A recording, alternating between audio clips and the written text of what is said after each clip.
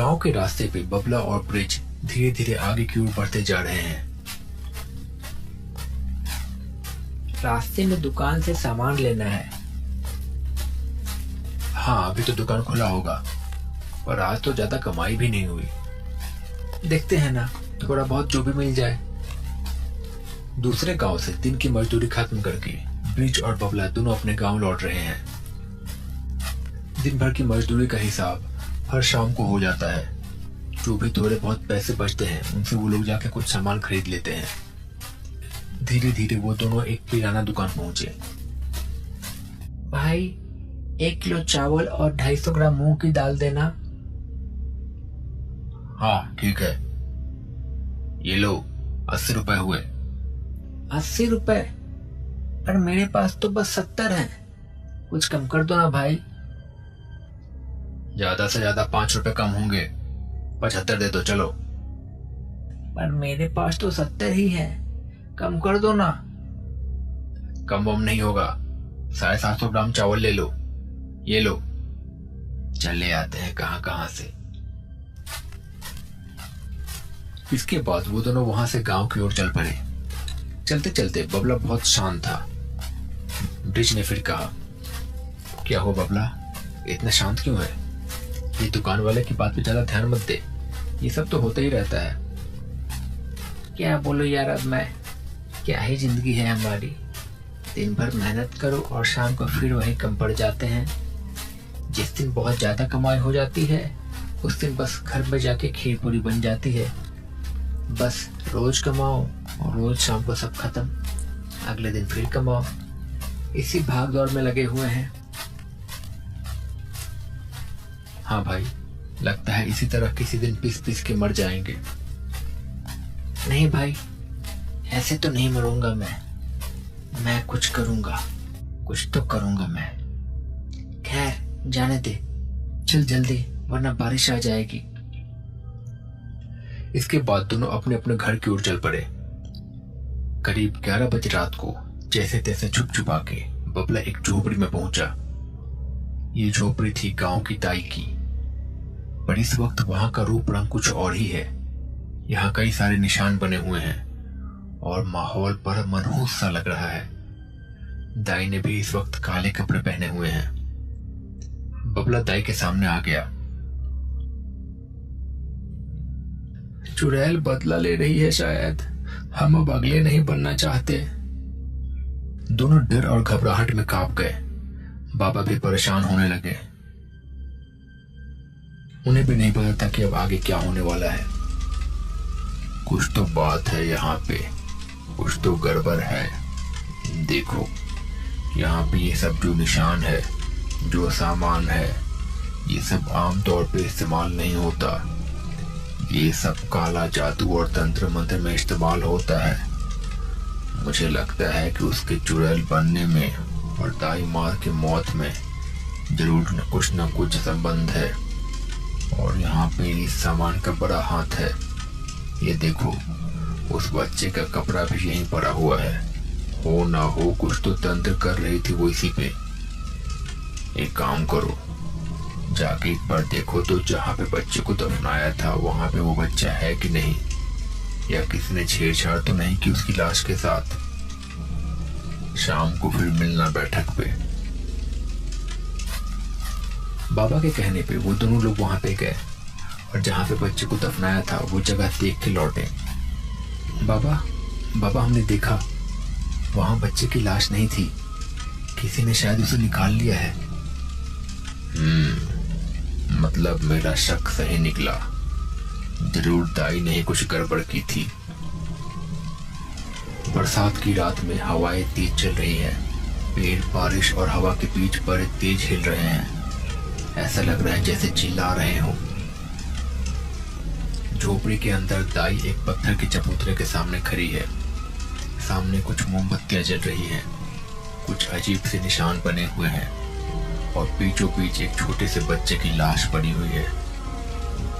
थोड़ी देर में उस बुढ़िया ने उस बच्चे के सिर पे चाकू से वही निशान बना दिया जो नीचे बनाए हुए थे। इसके बाद वो बुढ़िया कुछ मंत्र बड़बड़ाने लगी। काल की रात यहाँ रोक दो सब कुछ, ये आत्मा मेरे वश में रहे, किसी और की नहीं।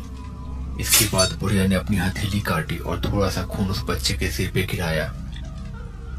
ऐसा करते ही सामने जलती आग और भड़क उठी और कुछ देर के लिए वहां एक परछाई उभरी। एक पल के लिए सब खामोश हो गया था और एक अजीब सी हंसी गूंज पड़ी और फिर अचानक से बंद हो गई। उसके बाद सब कुछ शांत हो गया। फिर बुढ़िया ने कुछ और मंत्र पढ़े और फिर एक अजीब सी शैतानी हंसी के साथ कहा, आत्मा को कैद करो, इस जिस्म के जरिए मेरी शक्ति बढ़ाओ। ऐसा करते ही एक बच्चे की रोने की आवाज गूंज पड़ी और फिर शांत हो गई और कमरे में एक अजीब दुर्गंध फैल गई। पर तभी दूर कहीं से औरत की चीखने की आवाज सुनाई दी। बुढ़िया ने वो आवाज सुनी और अचानक से घबरा गई। हड़बड़ी में उसने बाकी चीजें वहां से साफ की और बच्चे की लाश को जाके झोपड़ी के बाहर थोड़ी दूर पे जाके नीचे दफना दिया। पेड़ और ज्यादा जोर से झूमने लगे। ऐसा लग रहा था जैसे मैं समझ में आ गया कि कुछ अनहोनी घटना घट चुकी है। उसे उसके कर्मों की सजा मिल गई। पर मुझे ये नहीं समझ में आ रहा है कि आखिर चुड़ैल ने दाई को मारा कैसे। तंत्र साधना करने से पहले उसे अपने वश में रखने के लिए लोग, ये जो तांत्रिक होते हैं, ये एक रक्षा कवच बनाते हैं। अक्सर तांत्रिक ये काम करते हैं और इसे तोड़ना किसी आत्मा के वश में नहीं होता।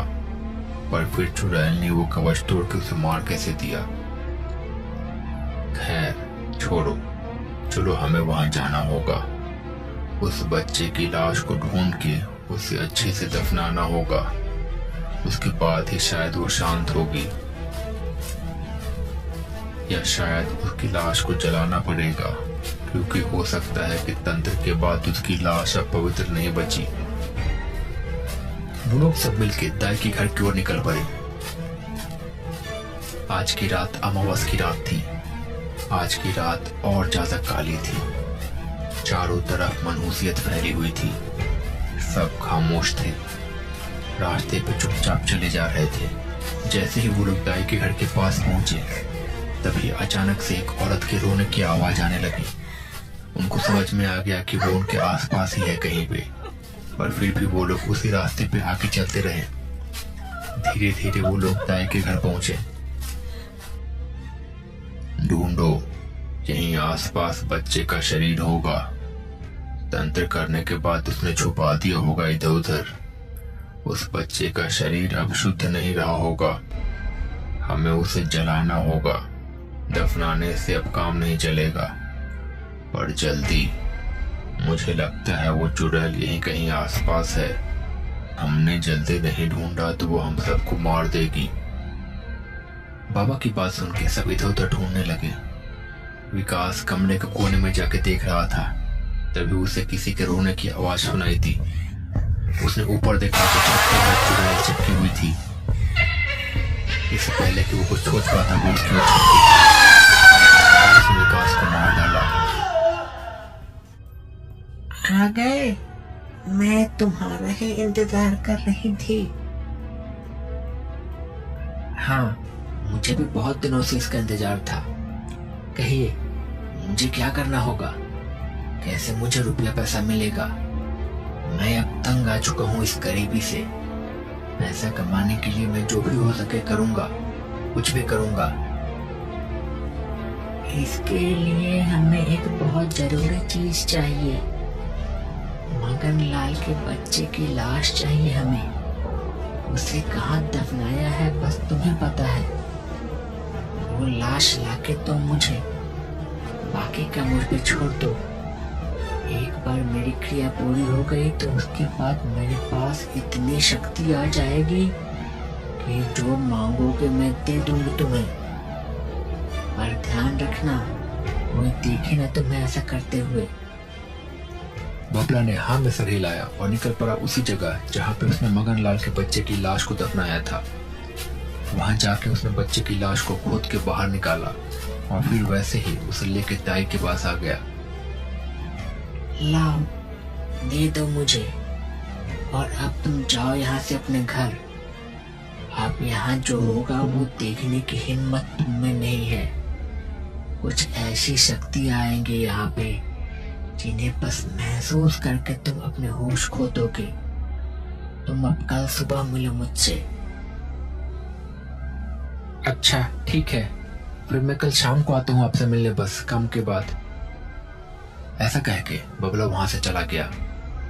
रास्ते में लौटते समय वो वही सोच रहा था कि क्या उसने ये गलत किया, पर अब जो हो गया वो तो हो गया। कुछ पाने के लिए कुछ तो करना ही पड़ेगा। अब जो भी किया है सही है।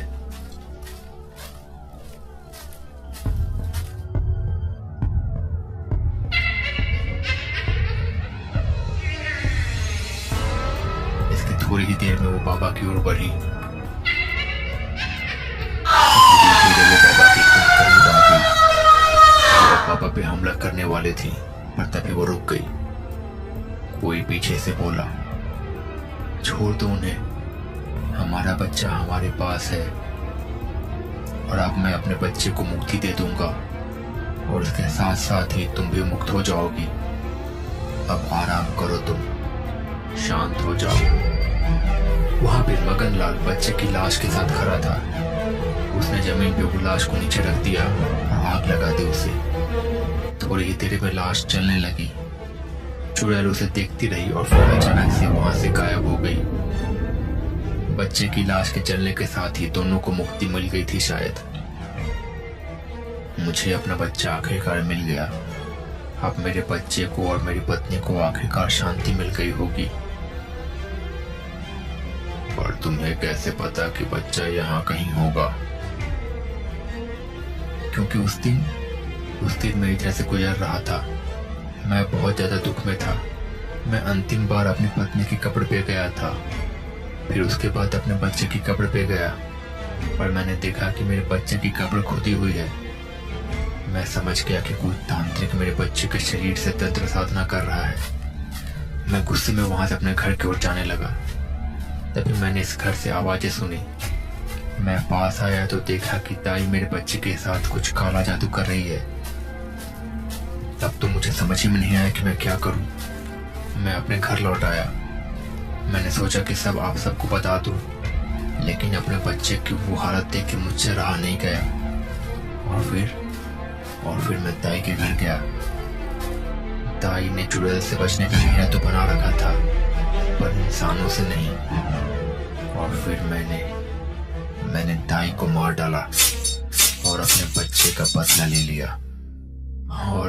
और मुझे कोई पछतावा भी नहीं है इस बात का। अब आप लोग मुझे जो भी सजा देना चाहो मुझे मंजूर है।